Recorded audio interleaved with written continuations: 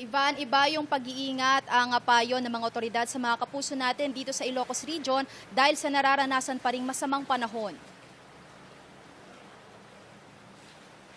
Patuloy na nadaragdagan ang bilang ng mga pamilyang lumika sa Dagupan City dahil sa pagtaas ng Pantal at Marusay River.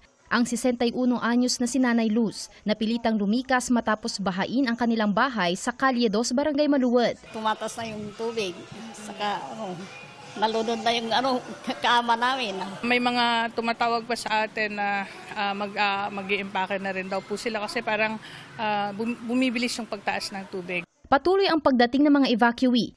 Inihanda na rin ng Barangay Council ang mga gamot at relief packs para sa mga residente. Walang humpay rin ang pagtaas ng baha sa ilang kalsada sa syudad. May mga sasakyang tumirik sa kalsada at hirap makadaan ng mga light vehicle.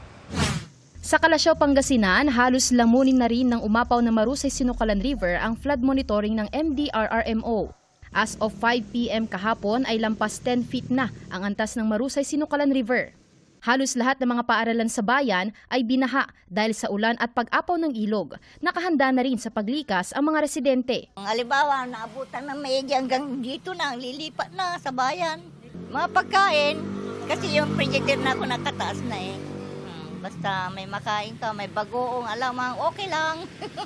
Meron po tayong naitalang 16 barangays na nakaranas po ng pagbaha. Although yung iba nananatiling isolated lamang doon sa kanilang mababang area or portion lamang ng kanilang barangay. Nagpatupad na rin ng localized face-to-face class at government work suspension ang ilang bayan at syudad sa Pangasinan dahil sa banta ng habagat. Sa Lawag City sa Ilocos Norte, 2 mangingisda ang nailigtas ng Coast Guard matapos tumaob ang kanilang sinasakyang bangka dahil sa malalakas na alon. Sa tala ng Office of the Civil Defense Region 1 kahapon, August 9, pumalo na sa halos 40,000 na pamilya, katumbas ng mahigit 130,000 na individual ang naapektuhan ng pinagsamang epekto ng mga nagdaang ulan at habagat. 277 sa mga pamilyang ito ay nagsagawa na ng preemptive evacuation. Bukas na rin ang lahat ng 8 gates ang Buklaw Dam sa Bukod Benguet.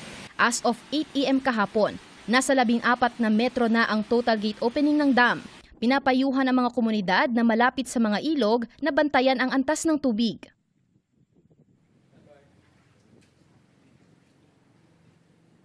Iba na nakikita na natin ang epekto nitong pagbaba ng tubig mula sa mga upstream river dahil hanggang ngayon ay nasa above critical level pa rin ang ilog sa Santa Barbara, habang nasa above normal level naman ang mga kailugan sa Dagupan City, San Fabian at Mabini. Samantala, nagbabala ang mga otoridad natin sa mga mangingisda na huwag munang pumalaot dahil nakataas pa rin ang gale warning dito sa probinsya ng Pangasinan. Ivan.